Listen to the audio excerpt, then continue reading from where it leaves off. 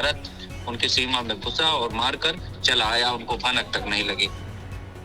बिल्कुल, तो तस्वीरें हम आपको यहाँ पर रानू लगातार दिखा रहे हैं, लेकिन अगर पाकिस्तान की बात की जाए तो सवाल तो यही उठ रहा है ना कि इंडियन आर्मी ने साफ तौर पर ये क्लियर मैसेज दिया है कि हमने सिविलियन को तो टारगेट ही नहीं किया, हमने आतंकियों को चुन चुन कर मारा है। तो इसमें शहबाज शरीफ और पाकिस्तान के जो जनरल है असीम मुनीर, उनको आतंकियों से क्या परहेज है?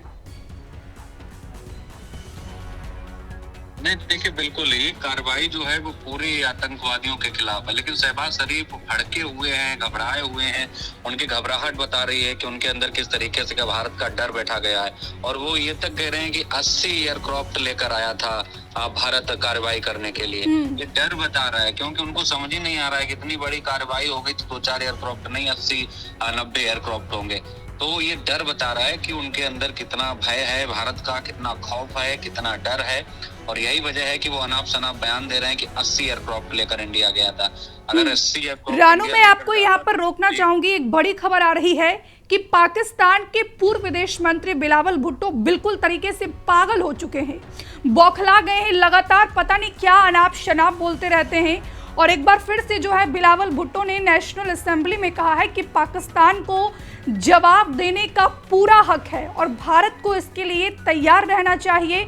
पहलगाम हमले पर अंतर्राष्ट्रीय जांच की मांग भी की है बिलावल भुट्टो ने, और ये तक कह डाला कि 2003 नहीं है, मुसलमानों को यूं ही आतंकवादी कह दिया जाए। बिल्कुल, पूरी अवामी पंजाब पाकिस्तान की जो सरकार है, पूरी कैबिनेट की अगर बात करो तो देखिए उनके तमाम जो मंत्री हैं इस तरीके के अनाप शनाप बयान दे रहे हैं जिनका कोई औचित्य नहीं है, और यही वजह है कि उनके साथ आज कोई खड़ा नहीं है, क्योंकि भारत ने कोई उनकी सेना के खिलाफ कार्रवाई नहीं की है, भारत ने उनके कोई पब्लिक आम जनमानस के खिलाफ कार्रवाई नहीं की, भारत ने आतंकियों के खिलाफ कार्रवाई की। इस पर बौखलाहट नहीं होनी चाहिए। और सबसे बड़ी चीज ये है कि पाकिस्तान भले इस चीज को ना कबूल कर रहा हो, लेकिन जो तस्वीरें अभी सामने आई हैं, जो कार्रवाई इंडियन एयरफोर्स ने वहां पर एयर स्ट्राइक में की है पाकिस्तान के पीओके में, तो आप देखिए ये तस्वीरें बताती हैं कि उनके आतंकियों के जनाजे में शामिल हो रहे हैं उनकी सेना, उनके सुरक्षा कर्मी। तो साफ है कि सेना और आतंकी और उनकी जो खुफिया एजेंसी है एसआई सब मिले हुए हैं भारत के खिलाफ साजिश रचने में। यही बड़ी वजह है कि भारत ने सटीक निशाना लगाकर 25 से 30 मिनट में पूरी कार्रवाई करके और पाकिस्तान को एक सख्त चेतावनी और संदेश दिया है। लेकिन शहबाज बौखलाए हैं, उनकी कैबिनेट बौखलाई हुई है। टर्की के अलावा कोई मुल्क उनके साथ आज खड़ा नहीं है। चाइना भले ही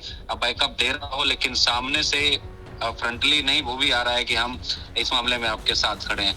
देखिए, आतंकवाद के खिलाफ भारत की लड़ाई ये जारी रहेगी, और सूत्र जानकारी ये भी दे रहे हैं कि आने वाले समय में ऐसे कुछ और ठिकानों पर कार्रवाई संभव है। जी बिल्कुल, यहाँ पर बिलावल भुट्टो ये भी कह रहे हैं कि शहादत बेकार नहीं जाएगी, लेकिन हकीकत ये भी है ना कि पाकिस्तान की जमीन से पलने वाला आतंक अब उसके ही गले की हड्डी बन चुका है। आए दिन पाकिस्तान में जो है आतंकवादी हमले होते रहते हैं। तो पाकिस्तान यहाँ पर बिलावल भुट्टो किसकी शहादत की बात कर रहे हैं? देखिए, बिल्कुल, जो आतंकियों के लिए शहादत की बात कर रहा हो तो वो कैसा मंत्री, किस सरकार का मंत्री, और कौन से किस शहादत की वो बात कर रहे हैं, ये तो उन्हें शर्म की बात है। इन्हें शर्म आनी चाहिए। पाकिस्तान के जो मंत्री हैं, तमाम उनके जो आला अधिकारी हैं, आप सोचिए आतंकियों के आप जनाजे में शामिल होते हैं और दूसरी तरफ आप दावा ठोकते हैं कि हमारा पहलगाम के आतंकी जो हमला हुआ उससे कोई लेना देना नहीं है। आपका लेना देना नहीं है तो पीओके में जो कार्रवाई हुई आतंकियों के जनाजे में शामिल होने का क्या मतलब है? क्यों सेना शामिल हो रहे, क्यों जनाजे को कंधा दिया जा रहा है? जाहिर सी बात है सब मिले हुए थे, और यही वजह है। बौखलाहट साहब बता रही है, सैकड़ों की संख्या में मोस्ट वांटेड आतंकी मारे गए, मसूद अजहर जैसे के परिवार उजड़ गए, मार दिए गए, सब खत्म कर दिया गया।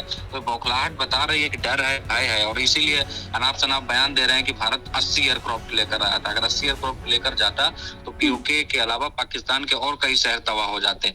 तो कुल मिलाकर ये बड़ी कार्रवाई है, और सटीक और कह सकते हैं कि समय के मुताबिक एकदम जवाबी कार्रवाई है, क्योंकि प्रधानमंत्री मोदी ने सेना के ऊपर छोड़ रखा था कि टारगेट, समय, तरीका और आप तय करिए कब कैसे क्या कुछ करना है, और समय, तरीका, टारगेट सब सेना ने तय किया। तीनों सेनाओं का साझा ऑपरेशन सिंदूर चलाया गया और जबरदस्त तरीके की जवाबी कार्रवाई हुई है। यहाँ पर शहबाज शरीफ ये दावा कर रहे हैं कि 80 एयरक्राफ्ट जो है भारतीय सेना लेकर आई थी। तो ऐसे में ये सवाल है कि अगर 80 एयरक्राफ्ट लेकर भारतीय सेना पाकिस्तान में घुसती ना, तो शहबाज शरीफ भी शायद आज नहीं बच पाते, उनका प्रधानमंत्री कार्यालय भी नहीं बच पाता। कुछ